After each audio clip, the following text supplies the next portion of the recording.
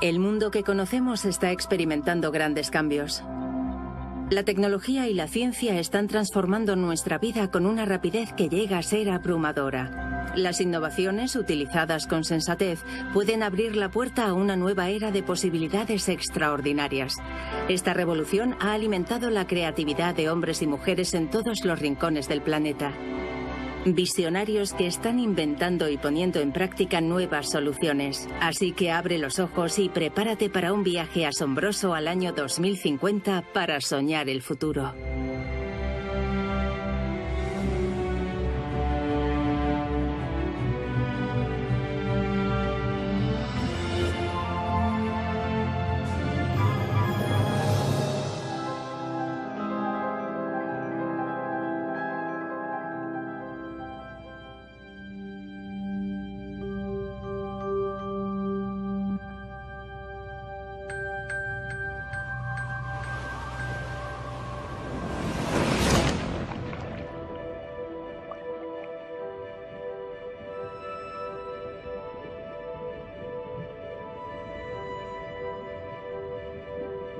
Desde la noche de los tiempos, los océanos nos han fascinado y atraído. Cubren casi el 70% de la superficie de nuestro planeta, esconden incontables secretos y constituyen la reserva de biodiversidad más grande del mundo. Nuestro futuro depende del equilibrio de los océanos. Este es el corazón del clima y la biodiversidad de la Tierra. Más que eso incluso. Es el corazón, las venas y todo el sistema circulatorio.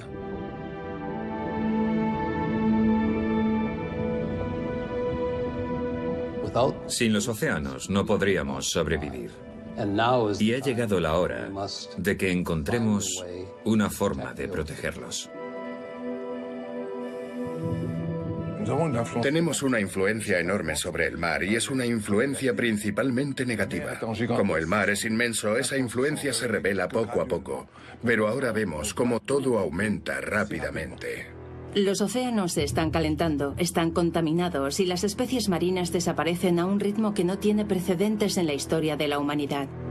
¿Qué aspecto tendrán en el futuro? ¿Habremos encontrado una solución para seguir explorándolos y beneficiándonos de su riqueza de recursos, preservándolos al mismo tiempo?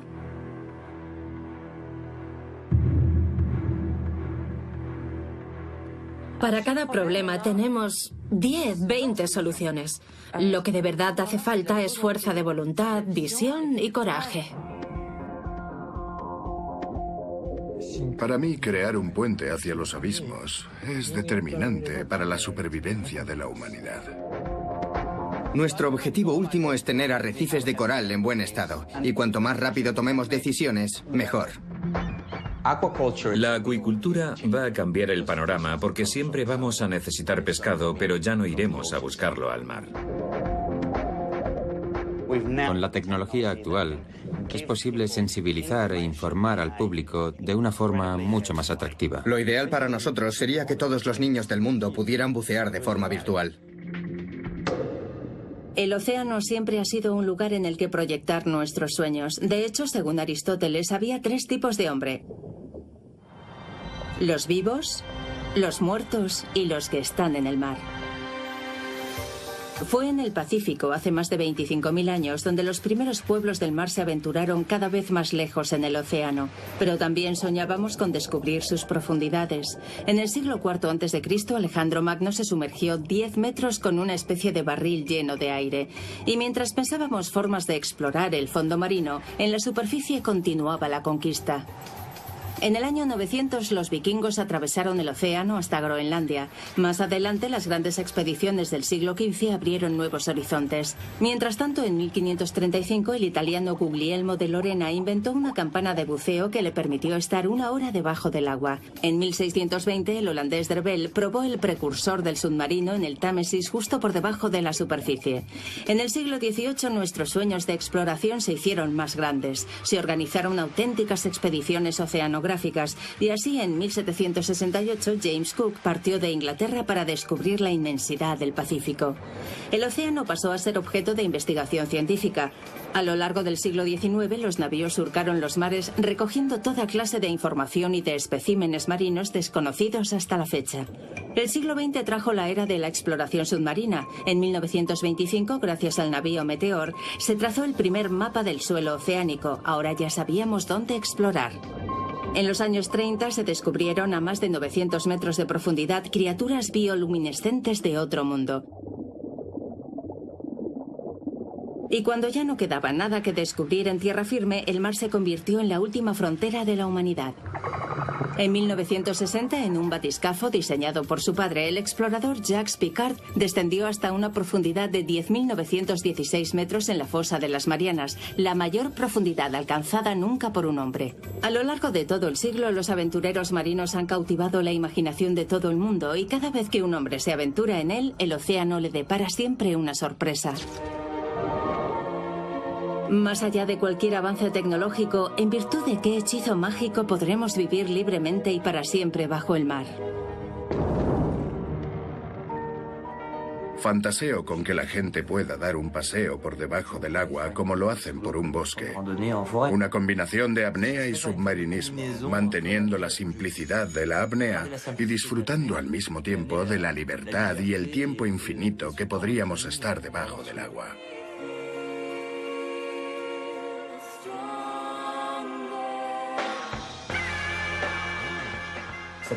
Es absolutamente fascinante pensar que a 10 o 100 metros de la orilla espera lo ignoto, donde nadie llega.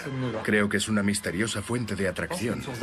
Tenemos un vínculo muy fuerte con el agua.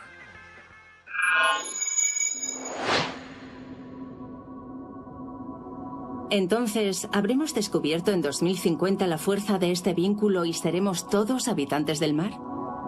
Los sumergibles de bolsillo ya nos permiten descubrir el mundo submarino, pero en el futuro estas soluciones tecnológicas tal vez estén al alcance de todos. ¿Cogeremos nuestro submarino igual que ahora cogemos el coche y saldremos a conquistar los mares?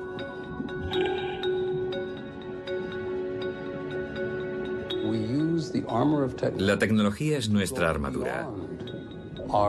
Nos permite ir más allá de nuestras limitaciones físicas, bien sea para explorarlos o para vivir en ellos. El movimiento hacia los océanos es la continuación de este deseo, de nuestra capacidad y de nuestra voluntad irreprimible de liberarnos del yugo biológico con el que hemos nacido. Desde 20.000 leguas de viaje submarino hasta la estación oceánica nómada Sea Orbiter del arquitecto Jacques Rougerie, pasando por los experimentos de viviendas submarinas llevados a cabo por Jacques Cousteau, vivir bajo el agua es un viejo sueño que nunca ha perdido su atractivo. I think you will find this interesting. An underwater city. Fascinating, isn't it? The only hope for the future of mankind. We all have our dreams. No dream, Mr. Sterling. Soon a reality. We must go. Tenemos que ir a ver lo que pasa en las grandes profundidades oceánicas. Empezaremos con pequeñas colonias, más o menos lo que se tiene pensado hacer en Marte. Si dejo volar mi imaginación, veo a un niño sentado en las rodillas de su padre. Lo mira y le pregunta, «Papá, ¿es verdad que antes había gente ahí arriba?» Los hábitats marinos desatan la imaginación de arquitectos que buscan una solución a la falta de espacio en tierra. Según algunos, las ciudades de 2050 se harán a la mar. Otros van aún más lejos y sueñan con colonizar las profundidades.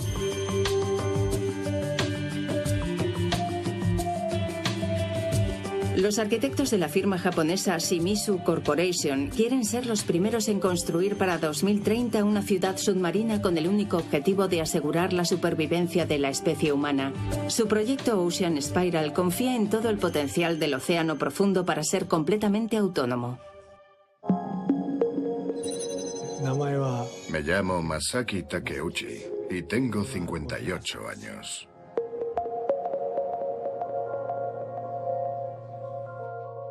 Cuando la población alcance los 10.000 millones de habitantes, no será solo una cuestión de espacio.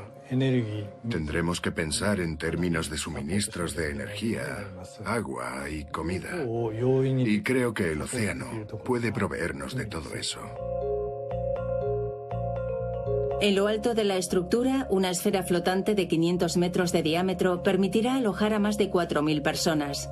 Esta zona residencial incluirá hoteles, oficinas, apartamentos y laboratorios de investigación científica. Es una esfera. No es necesario activar la ventilación eléctrica. Gracias a la temperatura del océano, una corriente de aire frío descendente se crea a lo largo de la pared. En el centro, el calor de las viviendas genera una corriente ascendente, así que el aire circula sin problemas. Y como parte de la estructura sobresale de la superficie, el aire se puede renovar con frecuencia. Podremos recrear el ciclo de días y el ciclo de estaciones gracias a una gestión informatizada tanto de la temperatura como del aire y la luz. Esto permitirá crear un entorno mejor para los habitantes. Los arquitectos e ingenieros japoneses están tomando este proyecto faraónico de 20.000 millones de euros muy en serio. Llevan más de 2 años haciendo constantes cálculos y simulaciones. Uno de los desafíos es hacer paneles de plexiglas de más de 50 metros de ancho capaces de soportar presiones enormes. Para conseguirlo, han contactado con otra empresa japonesa, Nippura, líder mundial en la fabricación de paredes para acuarios gigantes. Me llamo Yasuhiro Shikiyama y tengo 55 años.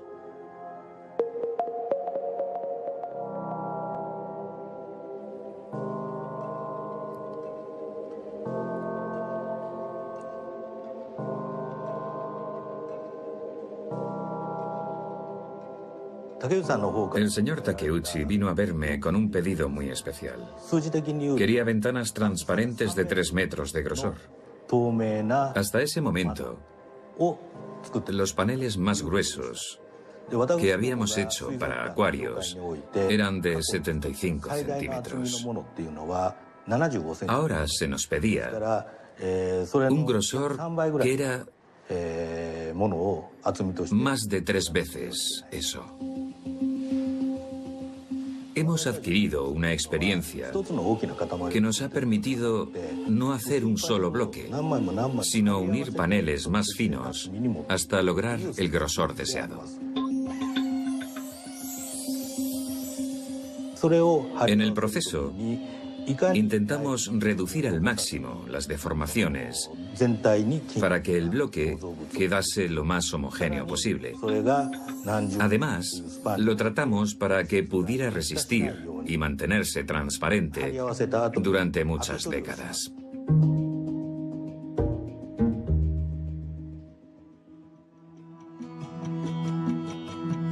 Debajo de la esfera, una larga espiral de 15 kilómetros baja hasta la meseta abisal, a más de 3.000 metros.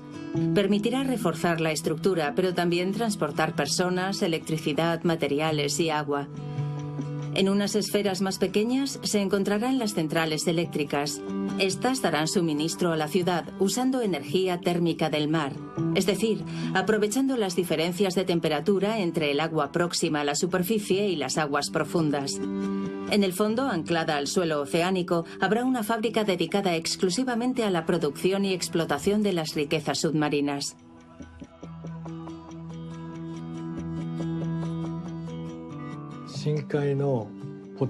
Los abismos tienen mucho que ofrecer, además de petróleo.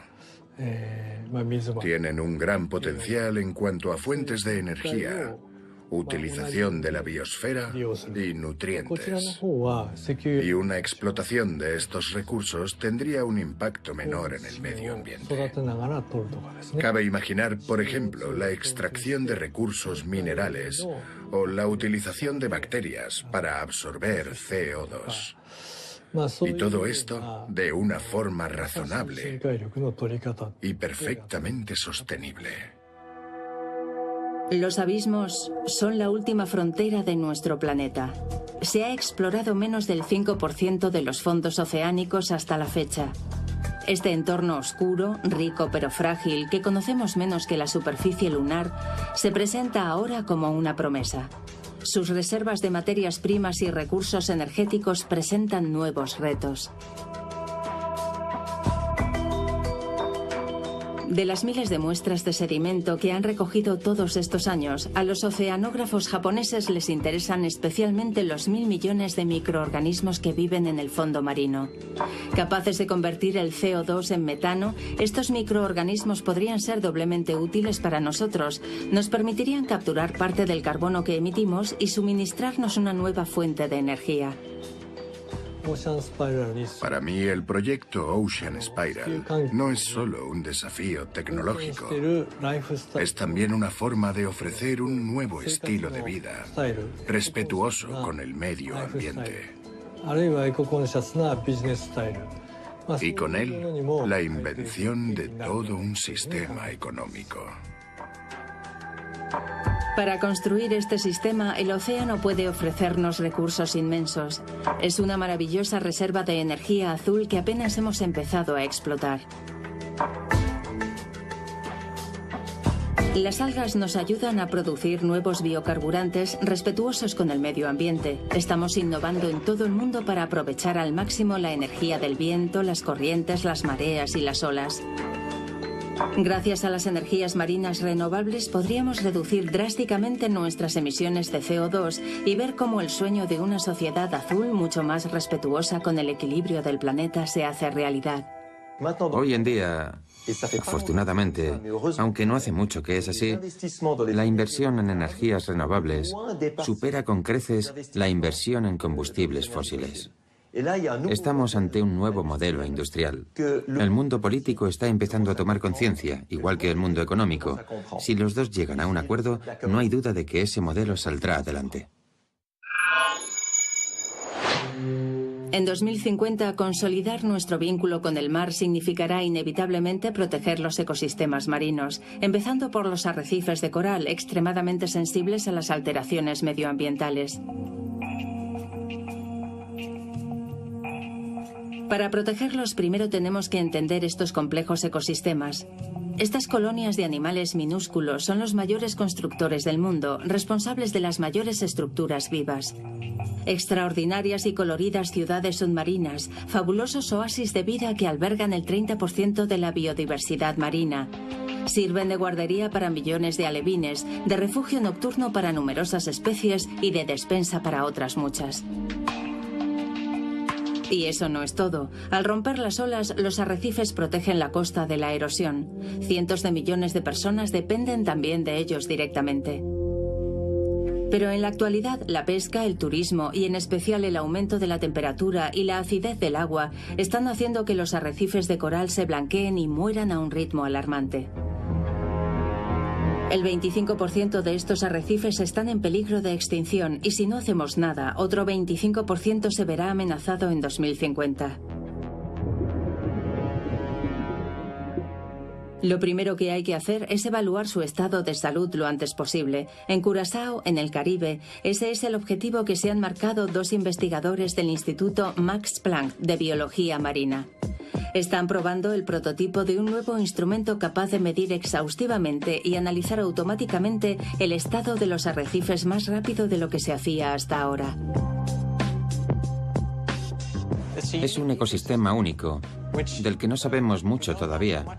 Estamos constantemente descubriendo cosas nuevas. Me llamo Josh Denhan, tengo 33 años y mi sueño es que seamos capaces de proteger los arrecifes de coral.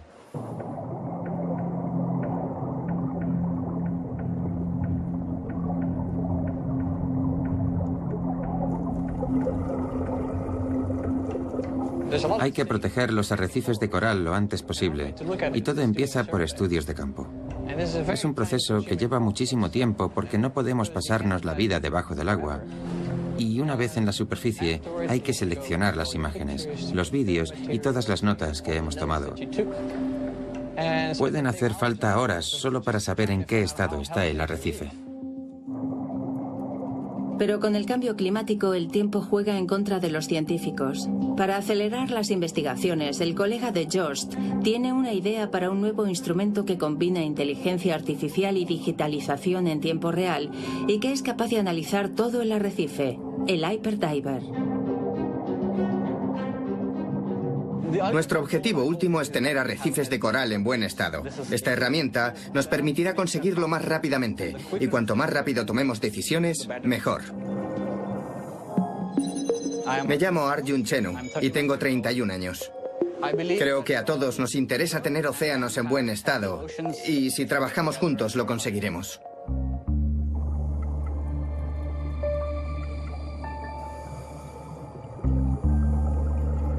El ojo humano solo es sensible a 3 bandas del espectro luminoso.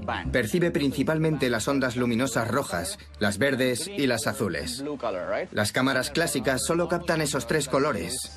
Y todo lo demás, el resto de información, se desperdicia. Por lo tanto, si uno se pregunta qué se puede hacer mejor, la respuesta es sencilla. Basta con no desperdiciar toda esa información luminosa. Y por eso hemos concebido Hyperdiver. El elemento principal de Hyperdiver es una cámara hiperespectral capaz de tomar imágenes en todas las longitudes de onda del espectro visible, así como en el ultravioleta y el infrarrojo cercano. Esta cámara nos permite medir de una vez y con precisión extrema las firmas luminosas de todos los elementos que componen el arrecife para identificarlos mejor. Para hacer justicia al Hyperdiver no es solo una cámara. Es un auténtico laboratorio submarino. Nos permite medir la intensidad luminosa. Sus sensores nos indican la distancia entre el objetivo y el fondo marino y la profundidad exacta a la que navega. Gracias a eso, podemos escanear los relieves del arrecife y conseguir un perfil topográfico. También incluimos sensores químicos para determinar los niveles de oxígeno y el pH del agua. Y todo eso de una sola vez. Esto nos ofrece una visión general del arrecife en tiempo real durante la inmersión. Es como si tomásemos una instantánea de toda la ecología del arrecife. Esa es la línea de los 9 metros. ¿Está bien? Aquí debe de ser donde empieza la línea. Si el Hyperdiver tiene una eficacia asombrosa bajo el agua, en la superficie su cerebro digital revela su extraordinario potencial. ¿Qué es esta zona grande? Para ahí un minuto y lo vemos de cerca. Es un coral madracis. El Hyperdiver todavía no lo conoce muy bien. Vale, voy a marcarlo. El Hyperdiver tiene la capacidad para aprender por sí mismo. Una vez hecha la investigación, comparamos las imágenes escaneadas con el vídeo. Si el programa todavía no conoce un organismo, le enseño lo que es. El Hyperdiver es como un cerebro. Básicamente es como un niño. Estos dos se corresponden. Mire el espectro de este coral. Tiene una gran absorción y la curva baja. Exacto. Hay muchos pigmentos. Sí. Está en buen estado. Sí, está bastante bien. Lo señalo entonces.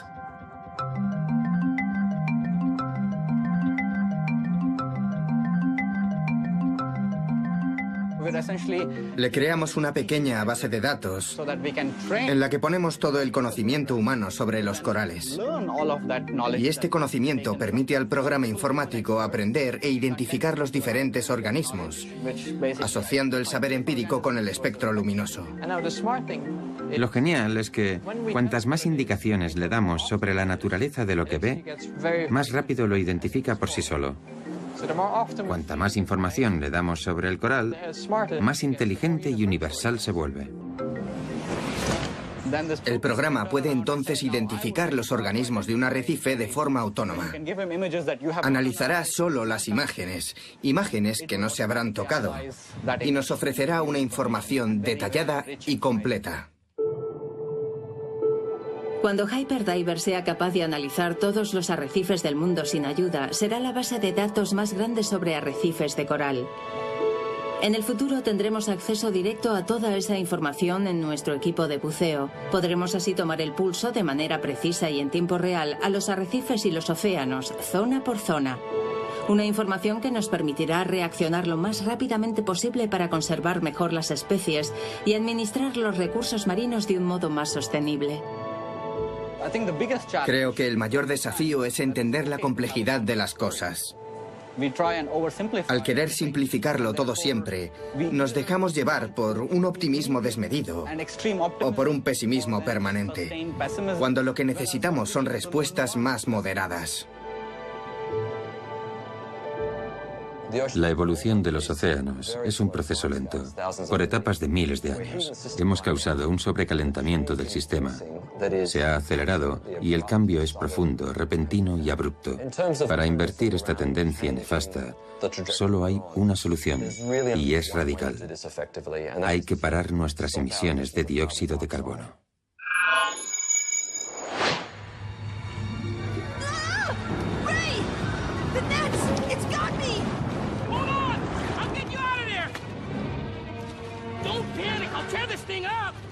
Tried. It's too hard. I can't fight through it. Oh! Ray! Sammy! Wait for me here. I'll find a way out. I'll be right here, Sammy. You hear? Right here.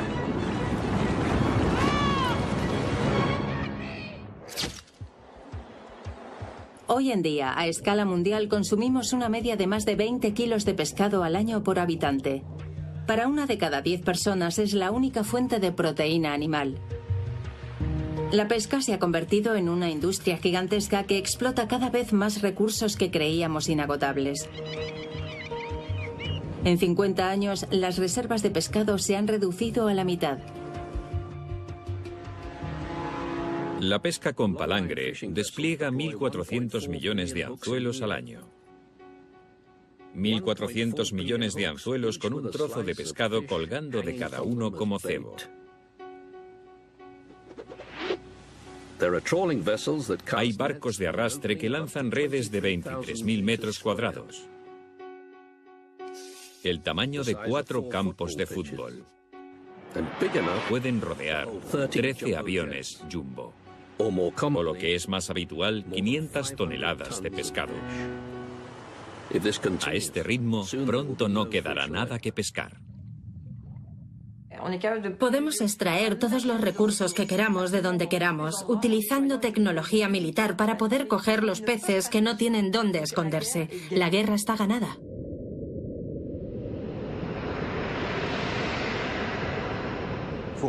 Tenemos que volver a poner límites. Por ejemplo, hace 30 años teníamos acuerdos para no pescar en la mitad de los océanos. Y pescábamos más antes que ahora. ¿No valdría la pena volver a un punto en el que pescábamos más? Para volver a ese punto tenemos que respetar las cuotas, el tamaño de los peces, las especies y las zonas de pesca. Erradicar la pesca ilegal antes de 2050 e imponer el orden en alta mar es el sueño de la ONG británica Pew Charitable Trust con su proyecto Eyes on the Sea. 23 millones de toneladas de peces se pescan cada año. Esa sería la cifra correspondiente a la pesca que podría ser ilegal, lo que significaría 1 de cada 5 peces. Me llamo Tony Long y dirijo la campaña de la ONG Pew Charitable Trust contra la pesca ilegal. Nuestra misión consiste en proporcionar información fiable a las autoridades portuarias de todo el mundo. Ellos necesitan saber por qué tal barco entra en tal puerto y dónde ha ido a pescar. También es importante para los minoristas. Estos saben ahora dónde van a pescar sus proveedores y pueden contribuir a eliminar del mercado la pesca ilegal. ¿Qué son los barcos de pesca? ¿Quién está autorizado a pescar y quién no? ¿Dónde pueden pescar? Toda esta información tiene que estar centralizada. Con el proyecto Eyes on the Sea estamos reuniendo todos estos datos en un único sistema informático que los analiza y los combina. Su rapidez de cálculo permite transmitir a los analistas la información que necesitan en segundos en vez de en horas. Pasan menos tiempo analizando datos y detectan enseguida los barcos sospechosos. Por ejemplo, el software descubre automáticamente un transbordo de mercancías en el mar, así como cuando un barco confía su pesca a otro para quedarse en alta mar. Los desplazamientos de un buque nos permiten saber qué tipo de pesca practica. Por su comportamiento sabemos si un barco de pesca transmite informaciones falsas para enmascarar su verdadera actividad. Podemos ver, por ejemplo, si determinada maniobra significa que se está lanzando la red o se está recuperando. El algoritmo aprende entonces a reconocer esos comportamientos donde sea. El aprendizaje del sistema es, por lo tanto, una parte esencial en su capacidad para indicarles a los analistas los distintos comportamientos sospechosos lo más rápido posible.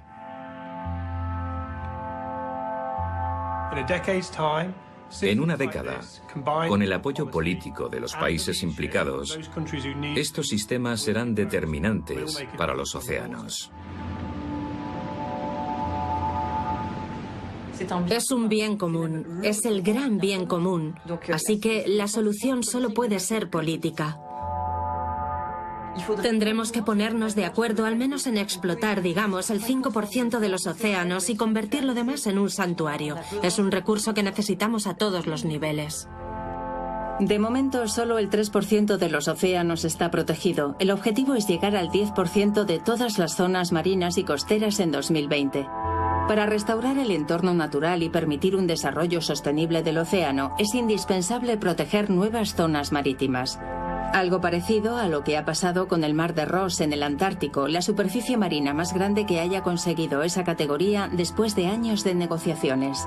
En el Pacífico, Estados Unidos le ha otorgado la categoría de santuario a una zona de más de 1,5 millones de kilómetros cuadrados. Las zonas marítimas protegidas tienen una ventaja: producen excedentes. Los peces, cuando se les deja en paz, se reproducen bien y todo va sobre ruedas. Esos excedentes van a permitir alimentar una pesca periférica. Ese es el modelo al que se debe aspirar. Bien manejada, una pesca a pequeña escala en torno a zonas protegidas preservaría los hábitats. No sería necesario recurrir a sistemas destructores y se generaría un excedente. ¿Será eso suficiente para proveer de pescado asequible a 9 millones de personas en el futuro? La mitad del pescado que comemos ya proviene de la acuicultura. ¿Es la acuicultura la solución mágica? Desde Europa hasta Asia, las explotaciones acuícolas están expandiendo sus formas geométricas en la superficie de los mares. Pero a su modo, la acuicultura marina está también participando en el agotamiento de las reservas. De hecho, la mayoría de los peces se alimentan de otros peces, y cuando se trata de criar depredadores, las cifras son alarmantes. Estas fieras, estos leones que ponemos en el agua, tienen que alimentarse de corderos.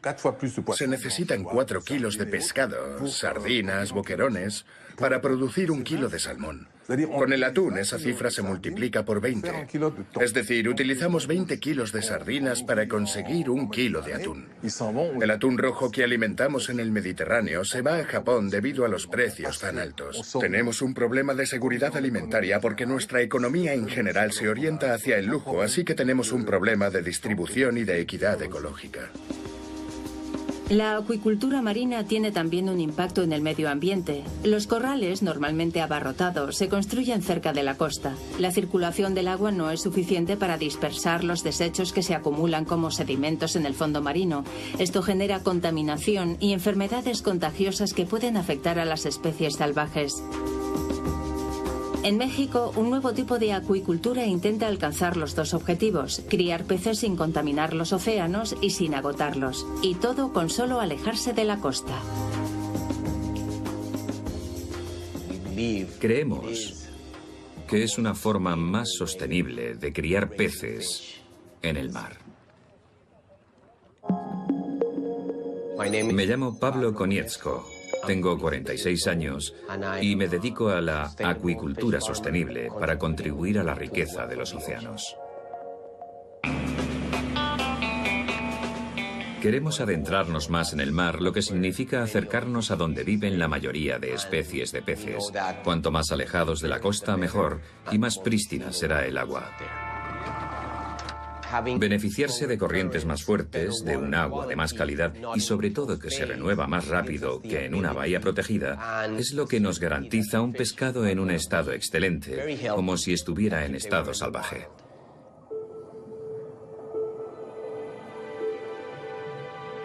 Cuando me meto bajo el agua, lo primero que veo es este planeta. Esta esfera gigantesca, este acuario lleno de peces, tanto en el interior como en el exterior, porque la estructura atrae a especies salvajes de los alrededores como un imán.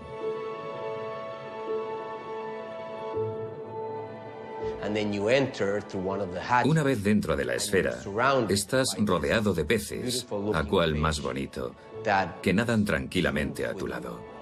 Es una experiencia fabulosa. Con la altura de un edificio de 5 plantas, los aquapods son jaulas perfectamente adaptadas a las condiciones de alta mar. Con un volumen de 4.700 metros cúbicos, tienen capacidad para 60.000 peces. Los paneles triangulares de acero de los que se componen contribuyen a la solidez de la estructura. Son estructuras muy resistentes. Han estado sometidas ya a huracanes de categoría 2, 3 y 4 y han resistido.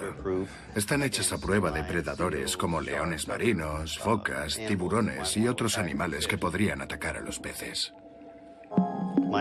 Me llamo David Kelly y sueño con una acuicultura sostenible, escalable y siempre respetuosa con el medio ambiente.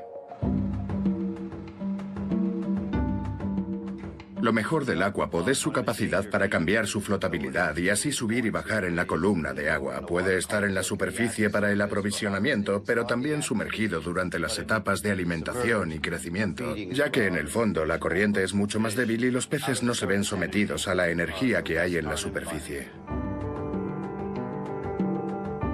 Creo que lo primordial es respetar el medio ambiente. Hay que reducir la densidad para que los peces puedan nadar, tengan buena salud y crezcan como deben, con una buena alimentación. Y hasta ahora, con las corrientes y las mareas, no hemos tenido sedimentos en el fondo marino de nuestra concesión. ¿Lo ves? Eso. Algo que nos ilusiona mucho es conseguir el análisis en tiempo real de los datos proporcionados por el Aquapod. Nos permitirá saber más sobre la temperatura del agua, su contenido en oxígeno disuelto, las variaciones de las corrientes y las condiciones in situ. La tripulación sabrá lo que va a encontrarse antes de partir de la costa. Esos datos nos ayudarán también a vigilar el crecimiento de los peces para entender mejor las características de cada especie. Podremos llevar la explotación desde la superficie sin tener que sumergirnos.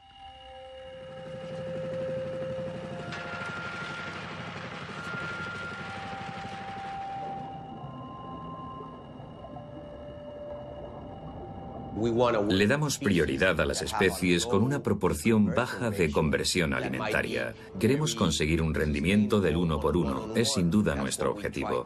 Un pez que entra por cada uno que sale. Un enfoque sostenible que esta granja marina ha decidido reforzar optando por criar una especie de pez endémica de esta región del Pacífico y en peligro de extinción, el totoaba. Participamos en un programa de repoblación junto con el gobierno y varias instituciones científicas. Cada año liberamos unos cuantos peces. De esta forma, una parte de nuestra producción de alevines vuelve al Mar de Cortez.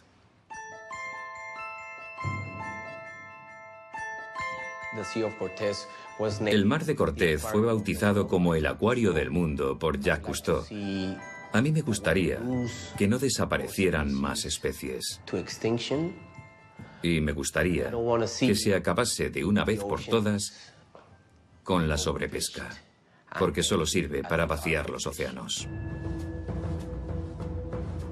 Siguiendo la estela de la Earth Ocean Farm, las granjas marinas del futuro integrarán todos los avances tecnológicos en aras de una acuicultura más sana y sostenible. Un ejemplo es Hav Farm, un proyecto noruego de granja que pronto verá la luz. Este gigante de los mares de 430 metros de largo será tan grande como los buques portacontenedores actuales más grandes. Tendrá una capacidad de 10.000 toneladas de salmón o 2 millones de peces. Más allá de la acuicultura, la innovación está llegando a todos los ámbitos marinos. El sector del transporte marítimo se está reinventando para ser más respetuoso con el medio ambiente. En las próximas décadas, tanto las mercancías como los pasajeros cruzarán los océanos a bordo de nuevos tipos de barco, barcos no tripulados, barcos propulsados por energía solar o, por qué no, un nuevo tipo de velero. El viento se puede considerar casi una certeza, por mucho que cambie el tiempo. Es posible imaginar cualquier escenario, pero siempre habrá viento, así que ¿por qué no aprovecharlo? Evidentemente habrá que conseguir que la aerodinámica de los barcos y de todos los medios de transporte sea lo más eficiente posible para que consuma la menor cantidad de energía. La forma de los buques de carga del futuro será más furtiva. Algunos proyectos que ya están en su fase de pruebas intentan que el casco actúe a modo de vela para impulsar la nave. Otros sueñan con enviar submarinos mercantes en misiones subacuáticas. Se están siguiendo todas las pistas tecnológicas para reemplazar nuestra flota actual que contamina demasiado.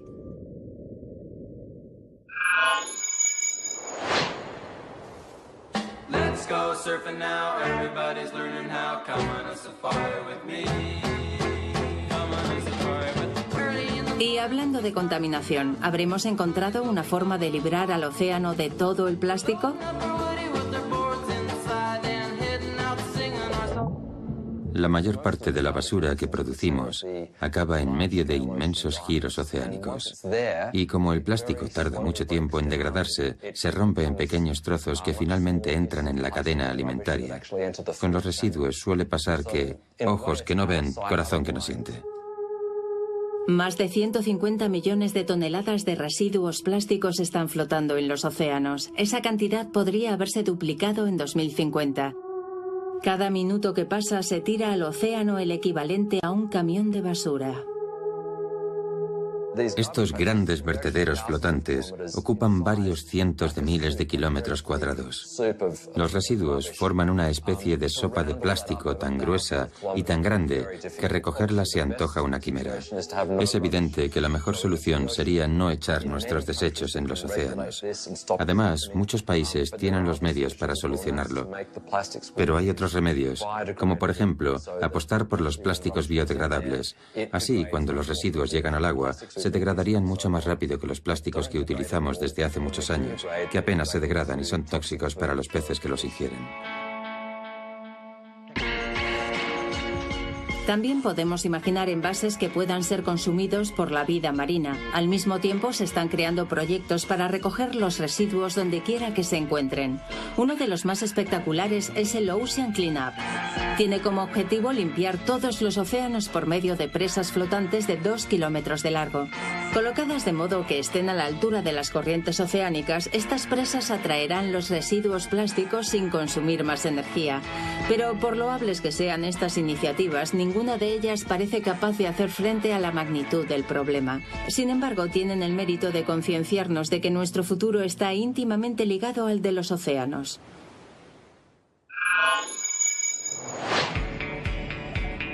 Así pues, para encontrar un buen equilibrio, en 2050 la mentalidad de la gente tendrá que cambiar.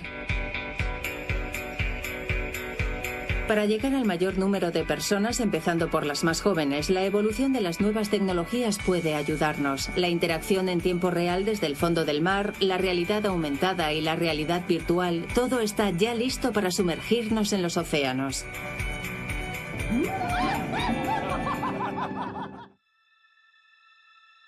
En Australia, 2 entusiastas de la fotografía submarina son los precursores de esta tendencia. Para hacer que la gente sea cada vez más consciente, han llevado la plataforma de Google Street View debajo del agua. Gracias a sus imágenes, que cuentan ya con millones de visitas, todos estamos a un clic de disfrutar de extraordinarias inmersiones virtuales.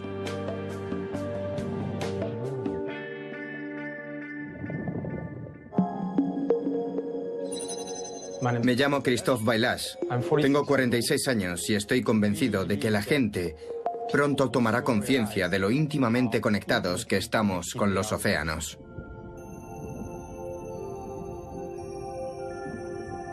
Cuando empezamos, queríamos simplemente mostrar los océanos desde una nueva perspectiva. Entonces se nos ocurrió hacer una versión submarina del Street View de Google, algo que no se había intentado nunca. Una vista desde arriba. Vaya, fantástico. Imagen desde la izquierda. Justo en el medio. Sí. Bonito, ¿eh? Espera, déjame juntarlo rápidamente.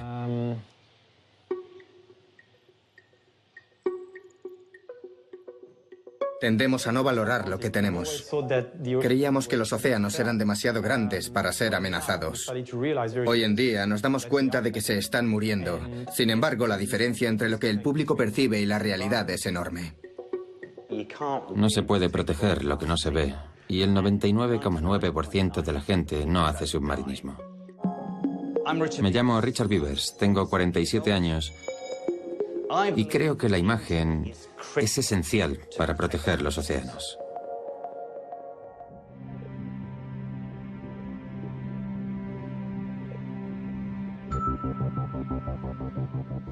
No nos enseñan mucho sobre los océanos en el colegio.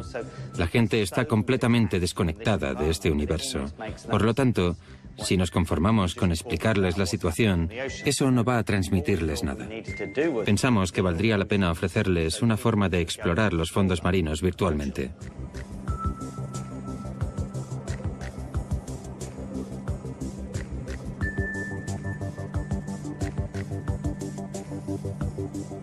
Han desarrollado su propia cámara subacuática. 3 cámaras fotográficas sincronizadas toman las imágenes que se ensamblan después como vistas panorámicas de 360 grados. Montada en un scooter submarino, esta cámara les permite grabar más de 2 kilómetros en cada inmersión.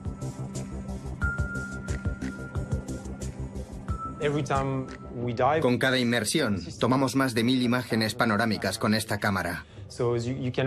Eso da una idea de la magnitud de nuestro proyecto y de la cantidad de material que podemos reunir y después compartir sobre este ecosistema increíble.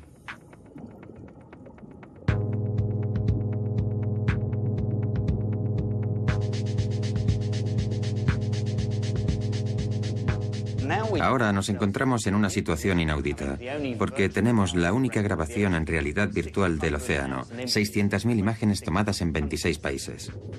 Estos soñadores se proponen ir un poco más lejos y ofrecer experiencias cada vez más inmersivas. Vamos allá.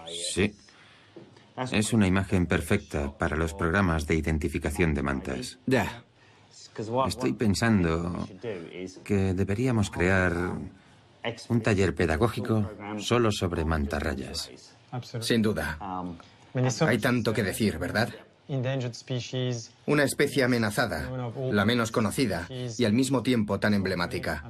Hay mucho que decir. Sí. Esta imagen sería perfecta para un casco de realidad virtual. Ya. El nuevo concepto aquí es que 30, 40 o 50 personas puedan vivir la misma experiencia al mismo tiempo.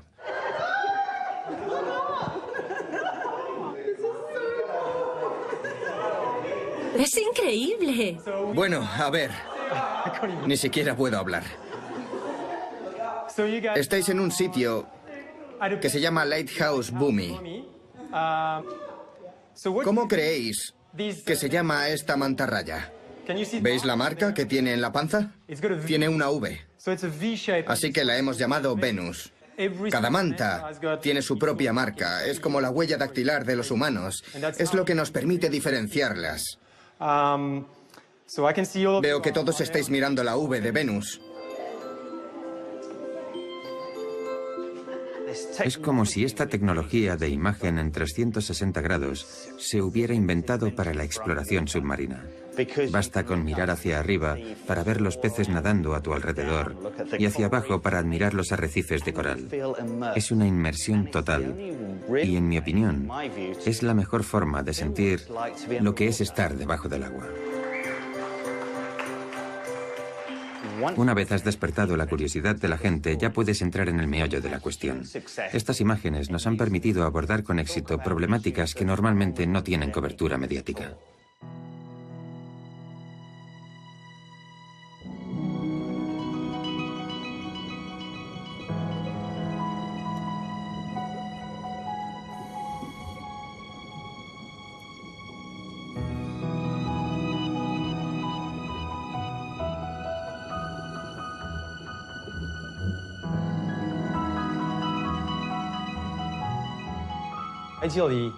Lo ideal para nosotros sería que todos los niños del mundo pudieran bucear de forma virtual.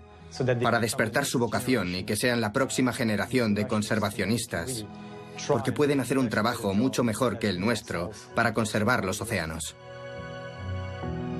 Y en vez de contar las mismas cosas negativas sobre los océanos, que estamos perdiendo los peces, que tenemos problemas muy graves con el plástico, que estamos perdiendo los arrecifes de coral, en 50 años estoy convencido de que solo oiremos cosas positivas.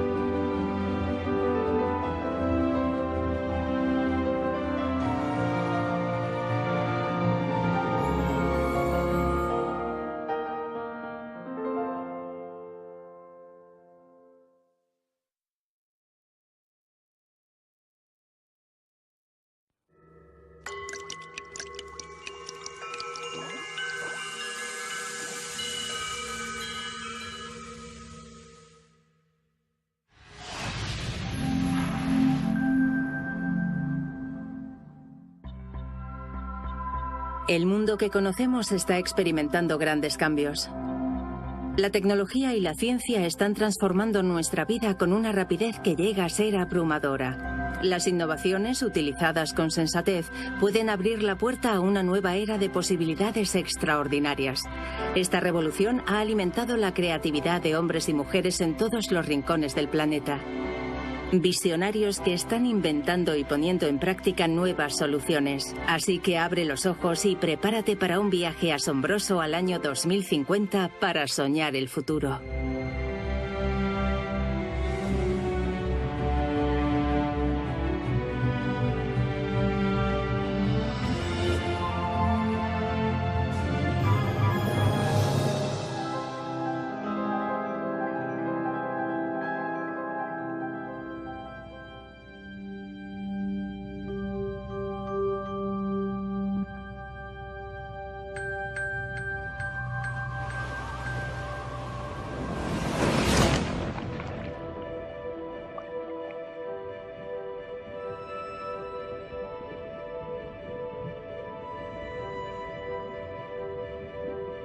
Desde la noche de los tiempos, los océanos nos han fascinado y atraído.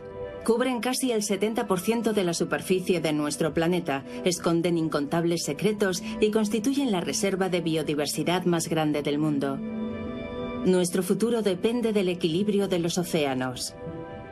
Este es el corazón del clima y la biodiversidad de la Tierra. Nunca por un hombre. A lo largo de todo el siglo, los aventureros marinos han cautivado la imaginación de todo el mundo y cada vez que un hombre se aventura en él, el océano le depara siempre una sorpresa. Más allá de cualquier avance tecnológico, ¿en virtud de qué hechizo mágico podremos vivir libremente y para siempre bajo el mar? Fantaseo con que la gente pueda dar un paseo por debajo del agua como lo hacen por un bosque. Una combinación de apnea y submarinismo, manteniendo la simplicidad de la apnea y disfrutando al mismo tiempo de la libertad y el tiempo infinito que podríamos estar debajo del agua.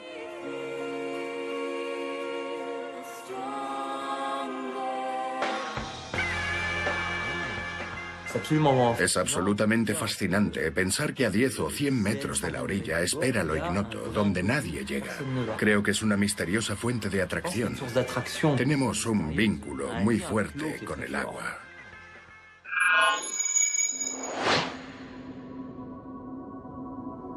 Entonces, ¿habremos descubierto en 2050 la fuerza de este vínculo y seremos todos habitantes del mar? Los sumergibles de bolsillo ya nos permiten descubrir el mundo submarino, pero en el futuro estas soluciones tecnológicas tal vez estén al alcance de todos. ¿Cogeremos nuestro submarino igual que ahora cogemos el coche y saldremos a conquistar los mares?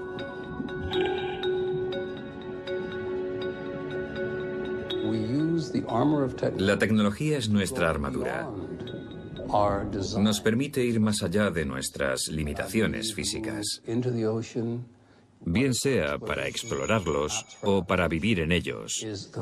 El movimiento hacia los océanos es la continuación de este deseo, de nuestra capacidad y de nuestra voluntad irreprimible de liberarnos del yugo biológico con el que hemos nacido. Desde 20.000 leguas de viaje submarino hasta la estación oceánica nómada Sea Orbiter del arquitecto Jacques Rougerie, pasando por los experimentos de viviendas submarinas llevados a cabo por Jacques Cousteau, vivir bajo el agua es un viejo sueño que nunca ha perdido su atractivo.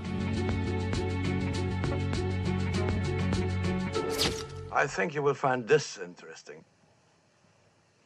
An underwater city. Fascinating, isn't it? The only hope for the future of mankind. We all have our dreams. No dream, Mr. Sterling. Soon a reality. We must go.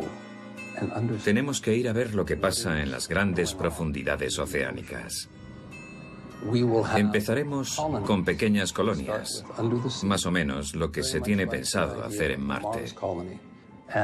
Si dejo volar mi imaginación, veo a un niño sentado en las rodillas de su padre. Lo mira y le pregunta: «Papá, ¿es verdad que antes había gente ahí arriba?» Los hábitats marinos desatan la imaginación de arquitectos que buscan una solución a la falta de espacio en tierra. Según algunos, las ciudades de 2050 se harán a la mar. Otros van aún más lejos y sueñan con colonizar las profundidades.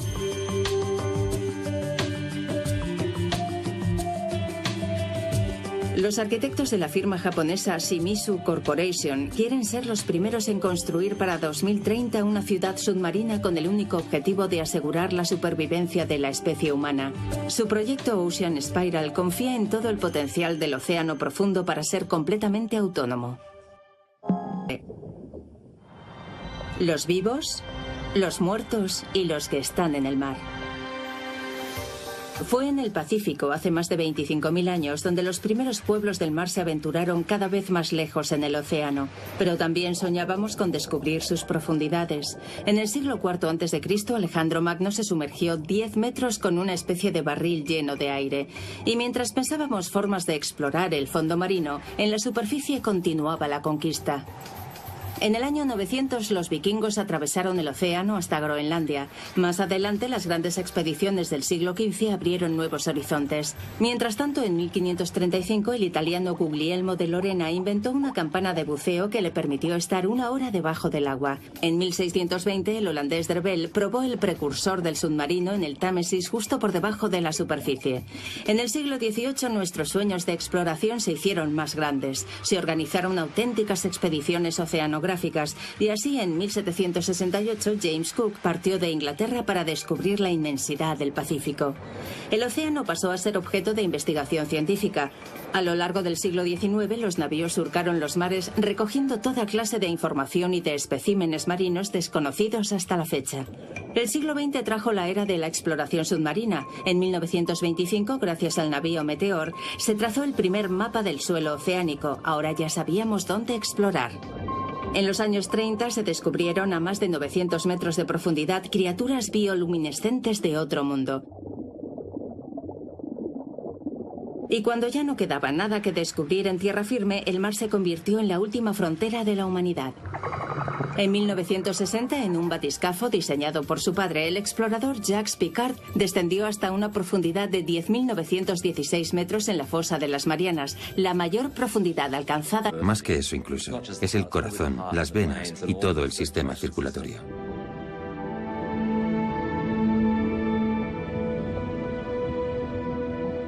Sin los océanos no podríamos sobrevivir. Y ha llegado la hora de que encontremos una forma de protegerlos. Tenemos una influencia enorme sobre el mar y es una influencia principalmente negativa. Como el mar es inmenso, esa influencia se revela poco a poco. Pero ahora vemos cómo todo aumenta rápidamente. Los océanos se están calentando, están contaminados y las especies marinas desaparecen a un ritmo que no tiene precedentes en la historia de la humanidad. ¿Qué aspecto tendrán en el futuro? ¿Habremos encontrado una solución para seguir explorándolos y beneficiándonos de su riqueza de recursos, preservándolos al mismo tiempo?